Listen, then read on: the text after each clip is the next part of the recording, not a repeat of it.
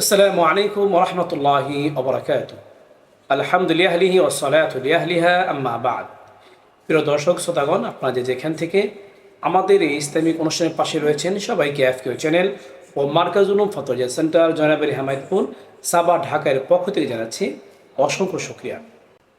মাজাহরুল ইসলাম হবিগঞ্জ থেকে প্রশ্ন করেছেন। তার প্রশ্ন হলো, স্ত্রীর সাথে বিচ্ছেদ হওয়ার পর অর্থাৎ স্ত্রীকে তালাক দেওয়ার পর ওই স্ত্রীর মা এবং দাদি শাশুড়ি নানি শাশুড়ির সাথে সাক্ষাৎ করা জায়েজ হবে কিনা।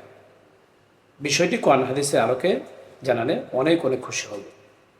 মাজাহুল ইসলামকে এই প্রশ্ন করার জন্য অসংখ্য ধন্যবাদ। তার প্রশ্ন উত্তর হলো, স্বামী স্ত্রীর সাথে সম্পর্ক ছিন্ন হওয়ার পর, চাই স্ত্রীর মারা যাওয়ার কারণে ছিন্ন হোক অথবা স্ত্রীকে তালাক দেওয়ার কারণে বিচ্ছেদ হোক, এরপর ওই স্ত্রীর মা দাদি শাশুড়ি এবং নানি শাশুড়ির সাথে সাক্ষাৎ করা এটি জায়েজ। কেননা তাদেরকে আজীবন বিবাহ করা এটি সম্পূর্ণ নাজায়েজ, হারাম। তাই তাদের সাথে সাক্ষাৎ করা জায়েজ আছে। তবে শর্ত হলো সেখানে ফিতনা ফাসাদের এবং কোনো ধরনের গুনাহে লিপ্ত হওয়ার আশঙ্কা না থাকতে হবে।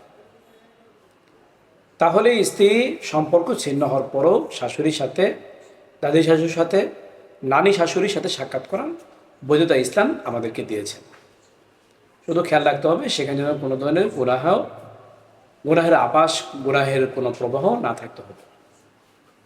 এই মাসলার রেফারেন্স আপনারা পাবেন তাফসির ইবনে কাসিরের 1 নম্বর খণ্ডের 579 নম্বর পৃষ্ঠায়, আব্দুল মুখতারের 6 নম্বর খণ্ডে 367 নম্বর পৃষ্ঠায়, বেনায়ার 14 নম্বর খণ্ডে 497 নম্বর পৃষ্ঠায়, আল জাওহারাতুন নায়ারা 3 নম্বর খণ্ডে 60 নম্বর পৃষ্ঠায়।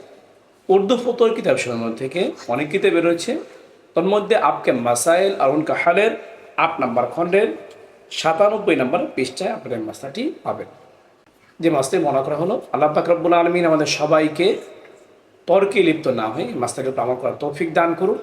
এরকম গুরুত্বপূর্ণ ইসলামিক প্রশ্ন উত্তর জানতে চাইলে অবশ্যই আমাদের ইউটিউব চ্যানেলটি সাবস্ক্রাইব করে আমাদের পাশেই থাকবেন। ভিডিওটি ভালো লাগলে লাইক ও শেয়ার করবেন। তাছাড়া আপনাদের কোনো প্রশ্ন থাকলে ইউটিউব কমেন্ট বক্সে গিয়ে আপনারা প্রশ্ন করতে পারেন। এর পাশাপাশি আমাদের একটি ফেসবুক পেজ রয়েছে, সেখানে গিয়ে আপনার ফলো লাইক দিয়ে আমাদের পাশেই থেকে চাইলে সেখানেও কমেন্টে আপনারা প্রশ্ন করতে পারেন। আপনাদের প্রশ্ন উত্তর যথাসময় দেওয়ার চেষ্টা করবো। আমা আলাইনা ইলাল বালাগ।